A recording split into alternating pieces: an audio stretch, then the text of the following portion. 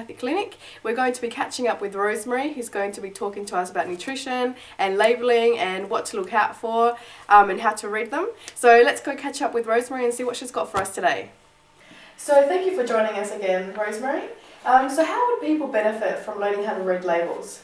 Well, there's lots of ways they could benefit. Firstly, they'd make better food choices by being able to read labels, and you can see what you're paying for in foods. For example, if the number one ingredient is water, that's predominantly what you're paying for. So if you're buying soup, you want vegetables. And by making better food choices, you're actually eating better, which means generally you're healthier.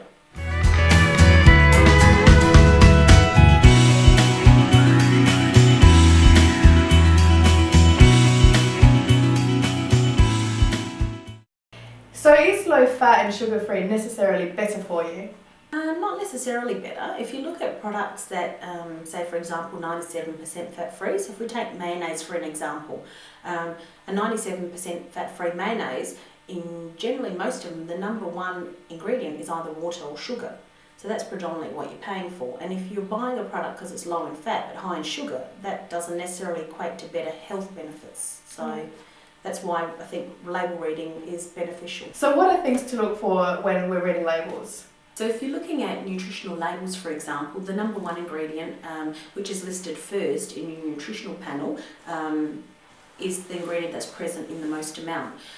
So if you're looking for sugar and that's at number one or number two, then you know that that particular product has a lot of sugar in there. So if you're wanting to reduce sugar intake, it's best avoided.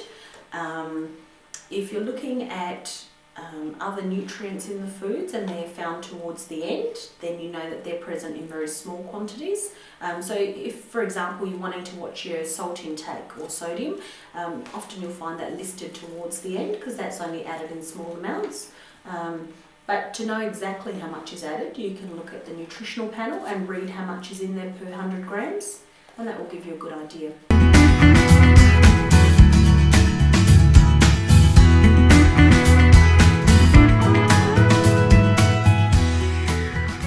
So for example, if you're talking about cereal, you can make good food choices with reading labels. And so if you look at this one, for example, this has only got 2% fat.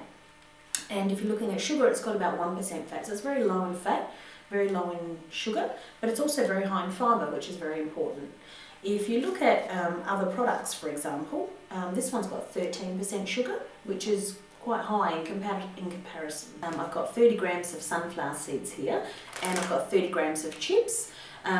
People would be surprised to know that the chips actually have less calories than 30 grams of sunflower seeds. So if you were looking at calories alone, you would opt for the chips. But if you're looking at nutritional value and nutrients, then the sunflower seeds have a lot more nutrients. So the chips have salt and they have protein and fat and a little bit of carbohydrate, and the sunflower seeds have lots of minerals, 17 amino acids. They've got copper, magnesium, manganese, potassium, phosphorus, vitamin A, vitamin E, fibre. They've got heaps of things. Even though they have slightly more calories, so they've got lots more nutrients. So they're nutrient rich, whereas the chips are empty calories, so they have no nutrient value apart from calories and fat. So is cutting out carbs a better option? Not necessarily a weight loss option. It's the choices of carbohydrates that you make. So you can choose carbohydrates that are relatively unprocessed. So things like whole grain breads and the dark rye breads, like your pumpernickel bread, for example, are good choices to make. Whereas things like white bread are not a good carbohydrate choice to make. So yeah, it depends on your product. And for last question, Rosemary, how can we find out more about learning how to read nutritional labels? Well, I run workshops every 3 to 6 weeks, and I try and keep the numbers small, so there's generally a maximum of 4 people in the workshop. So if you contact the Henley Grange Naturopathic Clinic and give us a call, we can let you know when the next workshop's due to commence. Oh, thank you very much for joining us again, Rosemary. That was a very insightful segment. Oh, you're welcome. No problem. So that was another very interesting segment and definitely something to think about, the labels from now on, guys. Let's read the labels. And definitely keep the sunflower seeds, not the chips. But back to you guys up in the studio, and thanks for joining us.